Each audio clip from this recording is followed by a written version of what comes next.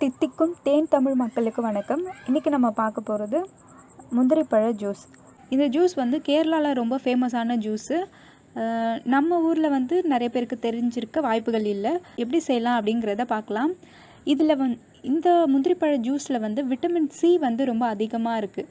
Vitamin C ரொம்ப அதிகமாக இருக்க பழங்கள் எல்லாமே வந்து நம்மளோட உடலில் நோய் எதிர்ப்பு சக்திக்கு ரொம்ப ஹெல்ப் பண்ணுதுன்னு நம்ம எல்லாருக்குமே தெரியும். எக்ஸாம்பிளாக இந்த ஆரஞ்சு பழம், நெல்லிக்காய், எலுமிச்சை, அப்புறம் முந்திரி பழம், இந்த மாதிரி பழங்கள்லாம் வந்து விட்டமின் சி அதிகமாக இருக்கிறதுனால நோய் எதிர்ப்பு சக்தியை அதிகரிக்கும் அப்படிங்கிறது நம்ம எல்லாருக்குமே தெரியும். ஸோ இன்றைக்கி இதை எப்படி செய்யலாம் அப்படின்னு பார்க்கலாம். முதல்ல நம்மளுக்கு தேவையான பொருட்கள் வந்து முந்திரி பழம், இஞ்சி துண்டுகள், ஏலக்காய், அப்புறம் ஒரு பாதியாக கட் பண்ணின லெமன். இவ்வளோ தான் நம்மளுக்கு தேவைப்படுது. இதில் வந்து நம்ம கொஞ்சம் சுகரும் வாட்டரும் மட்டும் ஆட் பண்ண போகிறோம்.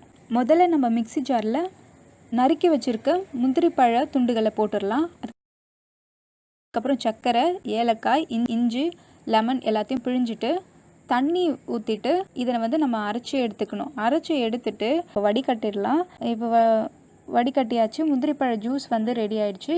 இது வந்து ரொம்ப இப்போ சீசன் டைம் அப்படிங்கிறதுனால எல்லா இடத்துலையும் இது பரவலாக எல்லா இடத்துலையுமே வந்து இது கிடைச்சதுன்னா கண்டிப்பாக ட்ரை பண்ணி பாருங்கள். பட் ரொம்ப ஹெல்த்தியான ஒரு ஜூஸ் இது. ரொம்ப நோய் எதிர்ப்பு சக்தியை வந்து அதிகரிக்கக்கூடிய ஒரு சத்துள்ள ஒரு ஜூஸ் இது. இதை வந்து யார் குடிக்கக்கூடாது அப்படின்னா ரொம்ப கோல்டு உடம்பு இருக்கிறவங்க, சட்டுன்னு சளி பிடிச்சிரும், இருமல் ஏதாவது இருக்கிறவங்க இதை வந்து அவாய்ட் பண்ணிக்கலாம்.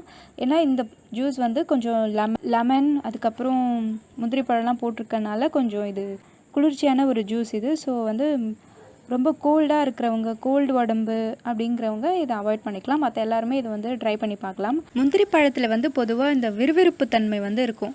அதெல்லாம் வந்து இந்த ஜூஸில் கொஞ்சம் கூட தெரியவே தெரியாது. ஏன்னா நம்ம இஞ்சி ஆட் பண்ணியிருக்கோம், லெமன் ஆட் பண்ணியிருக்கோம், ஃப்ளேவருக்காக கொஞ்சம் ஏலக்காய் கூட ஆட் பண்ணியிருக்கோம். அதனால் அந்த விறுவிறுப்பு தன்மை வந்து சுத்தமாக இதில் தெரியவே தெரியாது. உங்களுக்கு சர்க்கரை வேணாம் அப்படின்னு நீங்கள் நினச்சிங்கன்னா நீங்கள் வெல்லம் கூட ஆட் பண்ணிக்கலாம்.